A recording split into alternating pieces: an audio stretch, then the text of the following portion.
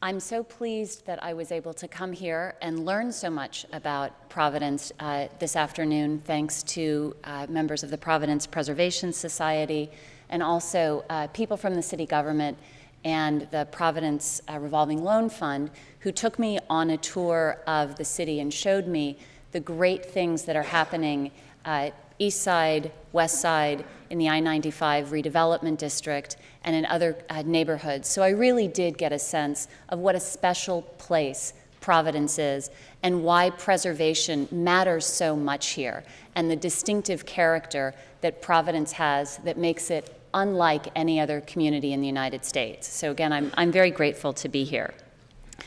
I think there's a certain irony to the juxtaposition of preservation and revolution, which is the topic of my book.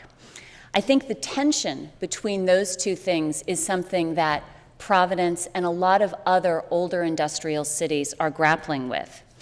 What does Providence need to preserve in order to give it a place from which to move forward, to develop, and change? My talk tonight has 4 parts. First, I want to describe a little bit about why the Metropolitan Revolution is happening now. What is it about this moment that is creating an opportunity for metropolitan areas to step up? Second, I want to explain what Providence can learn from cities and metropolitan areas throughout the United States, specifically New York, Northeast Ohio, and Portland, Oregon, where the Metropolitan Revolution has taken root. Third, I'll go into a bit of detail about a manifestation of the Metropolitan Revolution idea that we're seeing around the country and indeed around the world, and that's innovation districts, which are combining placemaking, idea generation, and economic development in new and powerful ways. And finally, I'll conclude by describing 3 steps that leaders anywhere in the country, but specifically here in Providence, can take to start their own revolution, again, based on the assets that you have in your city. I want to explain a little bit about why metros matter more than ever, because we're facing a pivotal decade. We need about 7 million more jobs to recover the jobs that we lost during the economic downturn and to keep pace with population growth and labor market dynamics. We also need better jobs to grow wages and incomes for lower and middle class workers and reverse the troubling, decades-long rise in income inequality. One of the most shocking facts to come out of the recession is that between 2000 and 2011, the number of poor and near poor people, that's poverty line and about twice the poverty line, the number of the people earning this small amount in the United States increased from 81 million to 107 million. That brings them to over 1/3 of the total population in the country. In the wake of the Great Recession, it's become clear that the United States, like many countries, really needs a new growth model. We've come to the limits of an economy that's built on consumption and debt. We need a next economy that focuses more on production and exports, on research and development, on science, technology, engineering, and math, and on opportunity rather than the enrichment of a small number of people. Now, the spectacle of the last year in Washington has made it perfectly clear that the United States government is not the place we should look for this redirection of the economy away from consumption and towards a more productive economy. It's certainly true that in the immediate aftermath of the Great Recession, the federal government in the United States stepped in with the stimulus package that kept the economy from collapse and stabilized state and local governments that were reeling from the housing market freefall. But soon afterwards, Washington was caught in the grip of dysfunctional politics, and it became a place where partisanship triumphed over policy and conflict was more fascinating than compromise. Now, the problem in Washington, though, is not just about partisanship, it's about math. In the coming years, mandatory spending, mainly on entitlement programs, will take up an ever larger share of the federal budget, crowding out so-called discretionary spending or spending on everything else except interest payments on our national debt. Now, in a federal system, The natural step, or the step that people have been trained to take after you look at the federal government, is to look at state governments. But states are also struggling with their own budget challenges and political battles. Some states, often under the leadership of mayors turned governors, are starting to align their policies and programs to meet the needs of their metropolitan economic engines. But others are scaling back investments in critical areas like education, redevelopment, and community health. And still others have a long history of antagonism towards their metropolitan economic engines. There's an ethos sometimes in state capitals that you need to spread resources evenly around across the state so that everybody gets a little and nobody gets really enough to make a difference. So as I said, the Metropolitan Revolution means that smart local and metropolitan leaders aren't waiting for Washington, or in many cases from their state leadership. They're stepping up and doing the hard work to grow more jobs and to make their communities more prosperous. Let's talk for a minute about the power of metropolitan areas. The nation's 100 largest metropolitan areas are already the engines of our economy and the centers of trade and investment. They sit on about 1/8 of our land area, but they're home to 2/3 of our population, and they produce 3/4 of our gross domestic product. On the indicators that matter for the kind of economy that we need to create for sustained, far-reaching growth, metropolitan areas punch far above their weight. They account for 75, 80, 85, even 90% of the national share. So it's not surprising that when it comes to reorienting our economy in the wake of the recession, this is where we have to start. But even metropolitan areas have some bad habits to break and some adjustments to make as they shift, again, from consumption to production. In our book, we tell the story of 7 metropolitan areas that are getting the basics right, as we say, and creating ecosystems in which people can flourish and the economy can grow. Denver and Los Angeles are investing in state-of-the-art transit, and as the mayor was kind enough to say, Denver has created a culture of collaboration between city and suburb that is durable and has gotten great results, particularly with the transit project that it's investing in. New York City is becoming a technology hub, and Northeast Ohio is reinventing manufacturing. Houston is helping immigrants become entrepreneurs. Portland is linking small businesses with new markets in global cities. And even Detroit has a place in the Metropolitan Revolution as it reinvents its Midtown and downtown as an innovation district. I want to give an overview this evening of 3 examples of how metropolitan leaders are recognizing the economic and political necessity and opportunities that they face and rising to the challenge. I've chosen examples that I hope will resonate here in Providence based on your own economic, social, and demographic profile and some of the challenges that you're facing. The first story comes from New York. As you know, New York City was the epicenter of the global financial meltdown.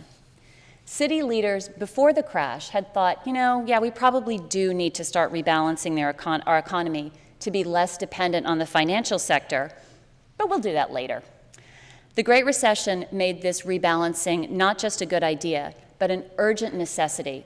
It's hard to remember now, right, because New York came back so strongly and we associate it with such great wealth, but city revenues shrank by $2 billion in New York City in 2009 and another $1.4 billion in 2010. Lower government and consumer spending contributed to an economic decline in New York that erased about 140,000 jobs from city payrolls. So city leaders started to ask themselves a simple question: what can we do in New York to increase economic activity? And I love that this story comes from the Bloomberg administration, because Mayor Bloomberg and the people that he surrounded himself with are people who are pretty confident, right? They think they know a lot about what they're doing. But when it came to reorienting the New York economy, they didn't go into a room, lock the door, and have a brainstorming session by themselves. They reached out to 300 business leaders, several dozen community groups, dozens of college and university presidents, and they asked them, imagine you could do anything, there are no constraints. what would you do to increase economic activity in New York?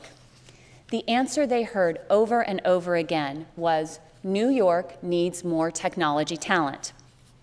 So city leaders decided that the way to generate that talent was to create a graduate school that would not only create tech workers for new kinds of industries and fields, but would also be the hub of new sectors of the city's economy and technologies that existing sectors of the city's economy, fashion, finance, yes, media, and medicine, could benefit from.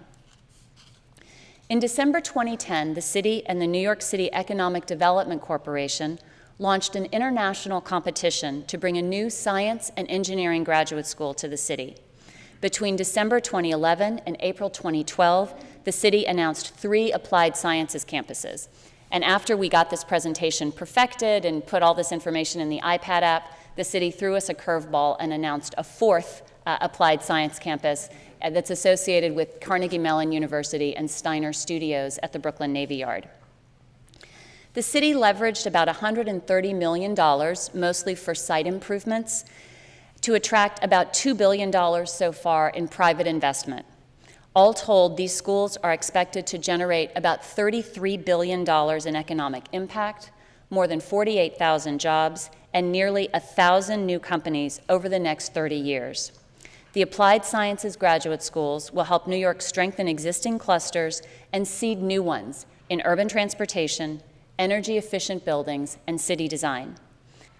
I think the New York Applied Sciences story is particularly relevant to Providence because, from what I can tell, the commercialization pipeline in this metropolitan area has a kink in it.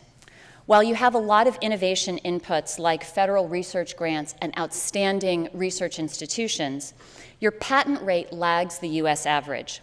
According to Brookings research, while Providence is about the 31st largest metropolitan area, when you look at patents per 1,000 jobs, you plummet to 81st.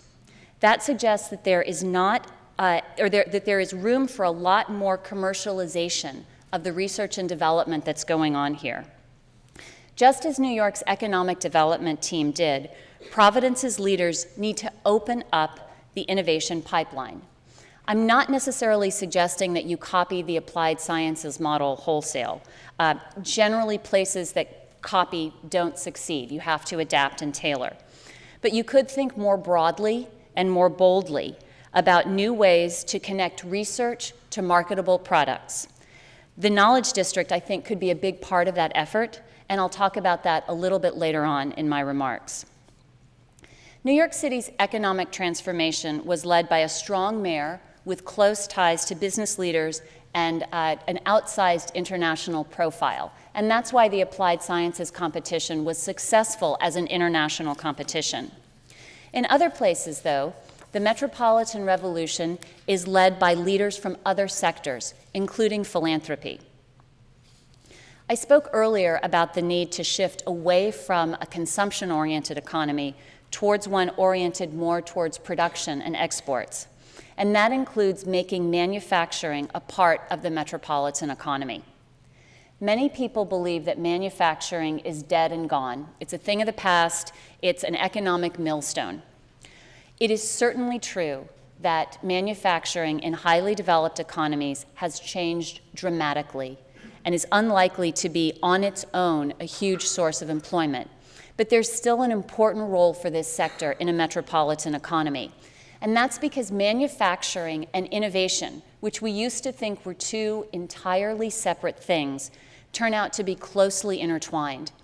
Researchers have found several examples of North American companies sending production facilities overseas in search of cheap labor, only to see research and development capability take root there as well.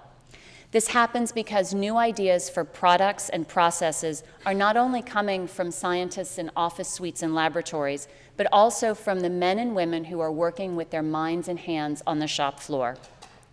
Understanding how things work and how they're put together is absolutely crucial to understanding how they can be altered and improved.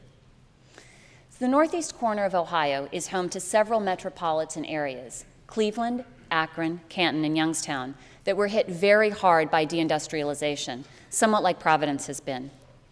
During a period in which the United States as a whole lost 25% of its manufacturing jobs, these communities lost 44% of their manufacturing jobs. Those numbers sound a little bloodless. This is hundreds of thousands of jobs. To turn Northeast Ohio's economy around, a group of philanthropies created a new organization called the Fund for Our Economic Future. The goal of the fund was to support a new economic ecosystem in the region. Cleveland, Akron, Canton, and Youngstown had many of the raw ingredients for advanced industries, including great universities, major healthcare centers where ideas were developed, and the technological know-how to commercialize these ideas. What they often lacked was entrepreneurial talent and venture capital. The fund helped to create new networks that connected the existing strengths and further linked them to people who knew how to build and invest in companies. These companies drew on the biomedical, alternative energy, flexible electronics, and water technology clusters that had historic roots in the region. I was chuckling to myself a little bit. When you guys talk about water fire, you think of it as a lovely event. When Cleveland talks about water fire, right, it's a disaster. But that's how they got a water technology cluster, because when your river is on fire, not in a good way, you get pretty smart about how to do environmental cleanup. So that's become a sector that the region is developing. Northeast Ohio is still not where it wants to be or where it needs to be in terms of job growth or other indicators of competitiveness, but there are signs that things are moving in the right direction. The fund estimates that the grants it has made have helped to add more than 10,000 jobs, more than $330 million in payroll, and $1.9 billion in investments to the region. More than half of these gains have come in the last 3 years, which suggests that the momentum is growing. That one big prize that the region, for example, has recently won is the National Manufacturing Innovation Institute in 3D printing, which the federal government decided to build in Youngstown after seeing how many institutions in the region were linked in a network and eager to support this new institute. There's an interesting parallel, actually, that I found when I was researching the book between what philanthropies are doing and what's happening in the for-profit world. Companies are also learning that to innovate, they have to network with their suppliers and customers, and also with their peers and competitors. Knowledge-intensive sectors, including chemicals, biotechnology, telecommunications, and semiconductors, have themselves recognized that they have to collaborate to compete. These collaborators tend to concentrate in metropolitan areas or groups of metropolitan areas, like the 4 Northeast Ohio metros or Boston and Providence, to good effect. Using networks to connect innovative institutions like universities and research centers to manufacturers and to entrepreneurs is again something that Providence should take note of and is starting to do with groups like Founders League. And again, I'll address that a little bit later when I talk about innovation districts. Manufacturing is 8% of the state of Rhode Island's GDP, down from about 28% in 1980. And the state is losing ground in terms of advanced industries, which are the cutting-edge, high-value-added manufacturing that's driving innovation and still is quite strong in the United States because of our relatively well-educated workforce. The question I leave with you is, how can you follow Cleveland's model and turn those numbers around? My third story is about how metropolitan areas are connecting not just internally or in the same state or region, but across the globe. Portland, Oregon is known here as a path-breaking green region. It was the first U.S. city to enact a local plan to reduce CO2 emissions, and the metropolitan area runs a comprehensive system of light rail, suburban commuter rail, buses, and bike lanes. These investments in livability, however, didn't protect Portland from the impacts of the Great Recession. As local leaders were trying to revitalize their economy, they came to see that the lifestyle that they were so proud of and that had drawn them to or kept them in Portland in the first place was actually something that they could brand and sell to the rest of the world. And they have, posting some of the results that you see here. Specifically, a doubling of their total exports value between 2003 and 2010. As cities and metros have filled with greater shares of the world's population, metro building has created immense market opportunities. As metros grow, they need infrastructure of all kinds: energy, transportation, telecommunications, housing, and schools. Portland leaders recognized that they could sell the tools, products, and policies, not just material goods, but a set of services, including government regulation to grow in a green manner. And that what worked to create sustainability in their region could be applied abroad. Portland launched a We Build Green Cities effort to promote the region's clean tech companies and products as solutions for global clean economy challenges. And local firms are now exporting homegrown green tech to booming cities in Qatar, China, and Brazil. Providence's share of the economy that it exports is about 12%, which is right at it matches the US share. What you trade internationally or with other metros in the United States is what makes your economy grow. So as you look to grow, you can take two lessons from Portland. First, how can this region see its service economy through new eyes? Not as something that's just to support the local economy, but as a potential source of exports. For example, are there preservation tools, firms, policies, ideas that other places want and that Providence has really got a lock on, has really been able to understand? Are there ways that you could reach outside this metropolitan area and sell preservation solutions to places that are just now waking up to the importance of maintaining their own heritage? And second, how can you reach out to new markets outside the United States? 95% of the world's customers live outside the United States. If you're banking just on the domestic market, you are limiting your chances for growth. Now, before I embark on my next story about innovation districts, I want to pause for a minute and note what the undertakings in New York, in Northeast Ohio, and in Greater Portland have in common. Fundamentally, they're all designed to create a more innovative economy. So New York City needed the raw material, the raw mines, if you will, to create innovation and technology, not just for its tech sector, but to connect technology to its existing medical, media, and fashion industries. Northeast Ohio needed to move innovation out of its research institutions and hospitals and into the hands of skilled entrepreneurs who could commercialize these ideas and send them out into the global market. Portland needed also to sell its innovative ideas. And in fact, in wealthy countries, exports are very closely intertwined with innovation because other places can always make cheaper things than the United States, but they need to buy the most innovative, cutting-edge, and effective products from us. The economic power of metropolitan areas, and thus the foundation of the Metropolitan Revolution, turns on innovation.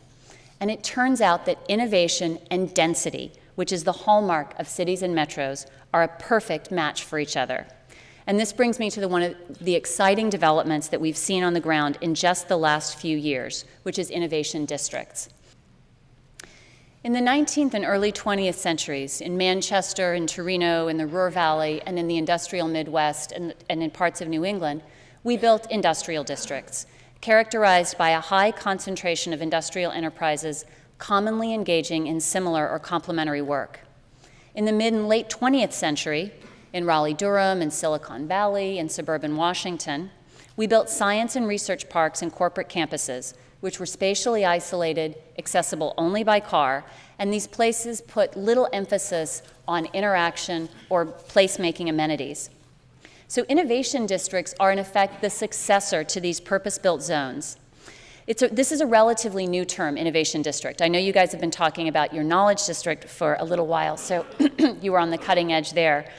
Just a handful of places have started to use this term to describe a concentration of innovative institutions and resources that together are creating a kind of more than the sum of their parts effect. Proximity matters so much for idea generation, and we really got away from that.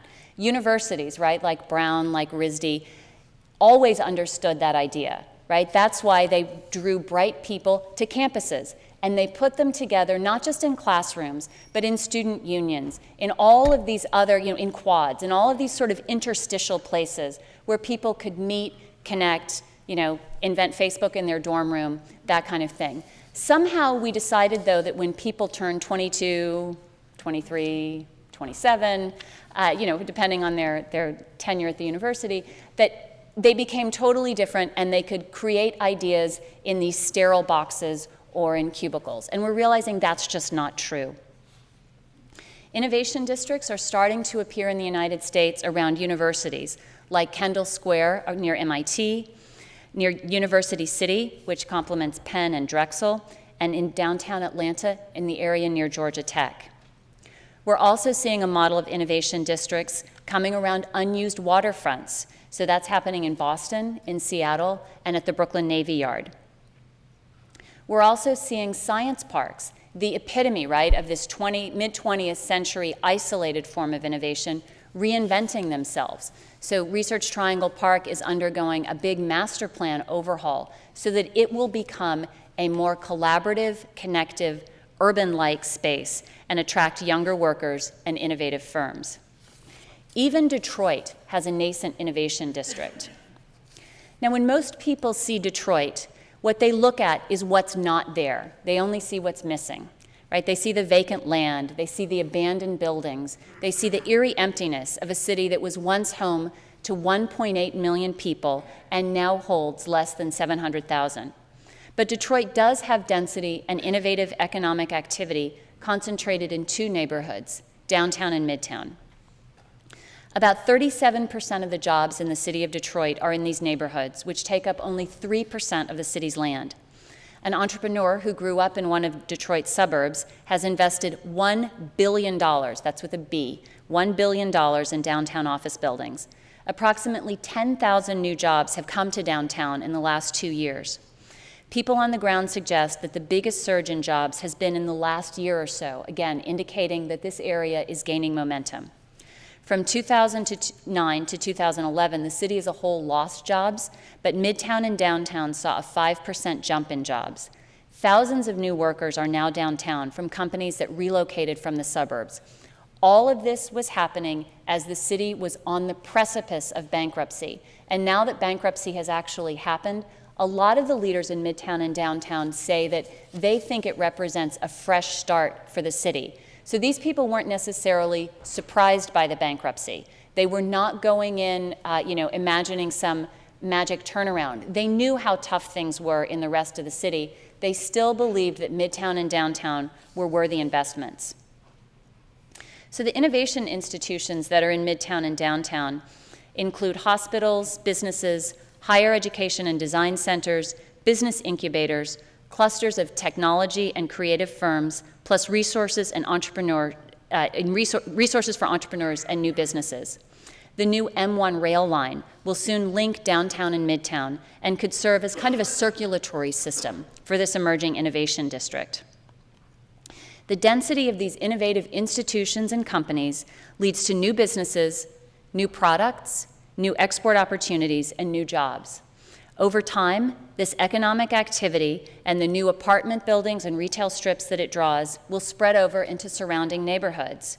And over time, people from surrounding neighborhoods can send their children to STEM-focused schools, including one that's located in the College for Creative Studies, with close ties to businesses in the area and a tight system of internships and certifications that support a school-to-work transition.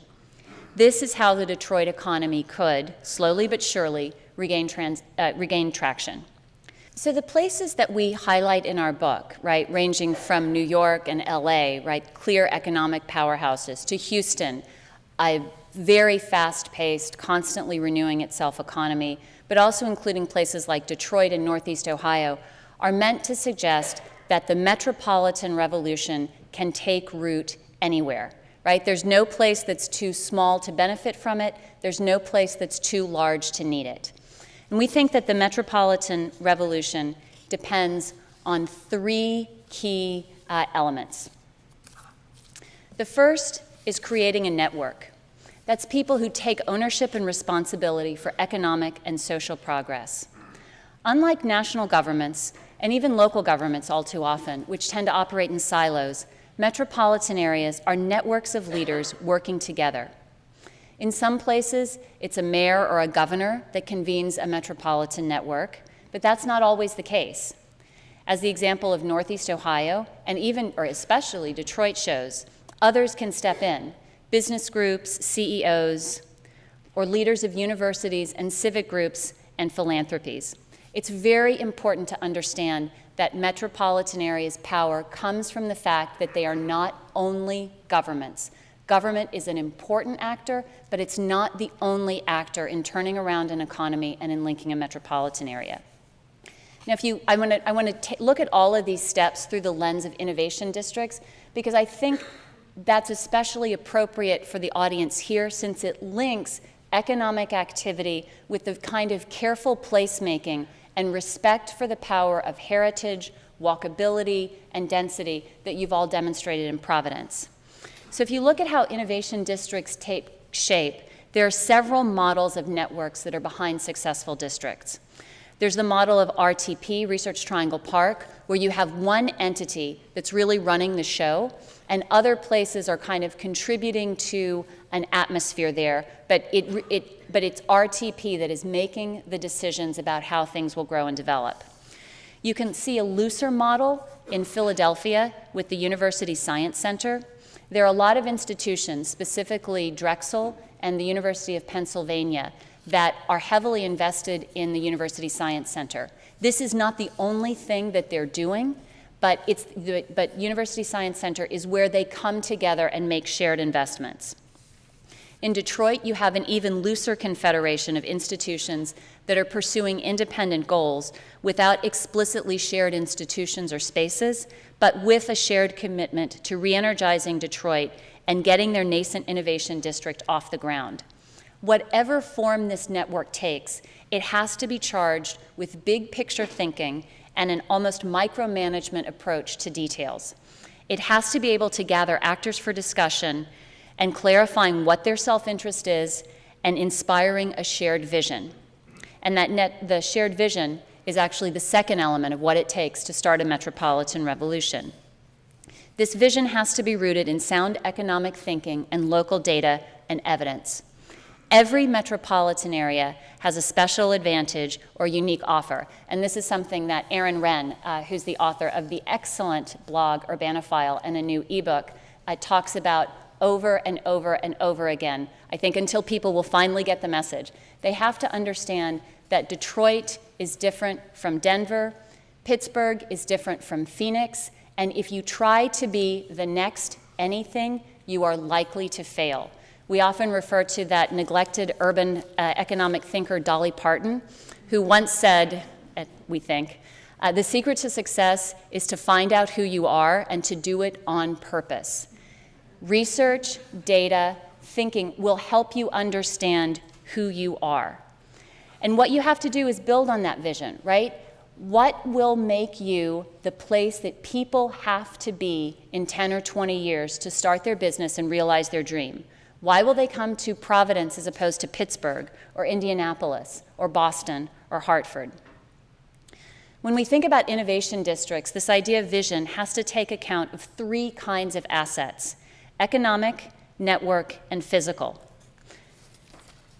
Economic assets include obvious factors like anchor institutions, accelerators, companies, entrepreneurs, fabrication labs, but also coffee shops, grocery stores, neighborhood serving retail, restaurants, schools, and workforce training. Network assets include brainstorming events, broadband, cultural events, idea generation in shared spaces, mashups, meetups, networking events, social media, coffee bars, restaurants, and social mixers. This networking element is so easy to overlook because it seems soft, it even seems kind of flaky, but it's this network aspect that gets people to change behavior. If all that happens in the great redevelopment of I-95 is that a bunch of institutions move there and they don't change their behavior, they continue with their individual institutional imperatives, and they don't get out and circulate beyond their walls and understand that they are participating in and are responsible for something larger, you will not see the kinds of gains from this area that are actually possible. So these network assets, again, very easy to overlook, but incredibly important. Physical assets that are important to think about as you're looking at what you've got in your arsenal are not just fabulous buildings, but digital mediated public spaces, living laboratories, micro and flexible housing units, public transportation, and walking paths, right? These places need to be connected with each other, and that connection is not just conceptual or through networks, but actual physical connection on the ground. Finally, once you've got your network and your vision, you use the vision that matches your assets to discover and deliver your game changer, the intervention that alters the trajectory of your economy, changes your image or identity, and remakes your community. Let's take a look at the game changers through the Innovation District's lens. If you look at economic assets that can be game changers, you can think of New York's applied sciences institutions. In Cleveland, they decided to create new spaces to repurpose the region's incomparable industrial heritage. Barcelona, for example, enticed new institutions to locate in its waterfront innovation district. These are the things that everybody's thinking about, right? What you can develop, what you can point to, what you can do and say, that's our anchor institutions. If you look at networking assets, though, those are also important, as I've been mentioning. Those include the networking breakfasts that 22 at the Innovation District in Barcelona holds, where experts and star innovators offer new insights in their fields, followed by open time to connect with other individuals. Or you have Boston's 12,000 square foot District Hall, which is an urban laboratory where innovators are encouraged to connect. And it's also got easily dividable meeting spaces and a restaurant and cafe. St. Louis, in its innovation district, has a cluster of 5 innovation centers that are specifically designed to have collision points where smart people can bump into each other and maybe come up with some new ideas. I have been amazed in metro after metro how many changes have been started by something as simple and felicitous as people getting together over coffee or by chance in a parking lot. If you increase the chances for that serendipity, you increase the chances of amazing results. And game changers in the physical assets category include things like the M1 rail line in Detroit, which is the circulatory system in the Innovation District that will support and foster more density and walkability in a way that the free movement of cars cannot. Sometimes transportation and circulation assets in innovation districts are really not just about the free flow of people. They're about moving people in a particular way that actually supports, again, density, walkability, and urbanity that support connection and proximity.